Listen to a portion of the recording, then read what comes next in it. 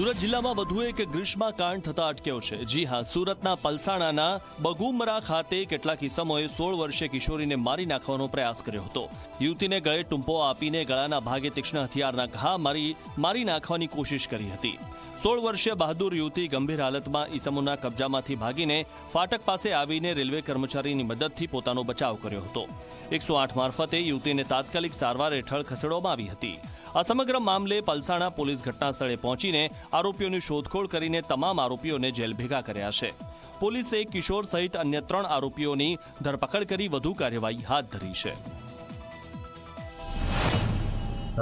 ચપ્પુથી કે કોઈ ધારદાર હથિયારથી 2 ધાર ઊંડા ઘા કરેલ છે, 2 એના લીસોટા પડેલા દેખાય છે અને આમ આ બનાવ ખૂબ જ ગંભીર લાગતા તાત્કાલિક ધોરણે પોલીસે ચંદન ભૂપેન્દ્ર સાહુ, અખિલેશ દયાનંદ પાસવાન, બિટ્ટુ અનિલ પાસવાન આ 3 અહીં તાતીથૈયામાં મજૂરી કામ કરે છે અને મૂળ ફાગ ગામ ઔરંગાબાદ બિહારના રહેવાસી છે, એમને અટક કરેલી છે તથા કાયદાના સંઘર્ષમાં આવેલ બાળક વિરુદ્ધ પણ જે કાયદેસરની જુવેનાઇલ પ્રમાણેની જે જુવેનાઇલ જસ્ટિસ એક્ટ પ્રમાણેની કાર્યવાહી છે એ હાલ ચાલી રહેલી છે।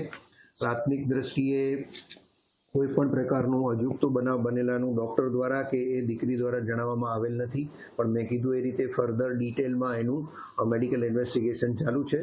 છોકરી ચંદન સાહુ સાથે રહેવા માંગતી હોય એટલા માટે એકલી અહીં આવેલ હતી એ હકીકત જાણવા મળેલ છે।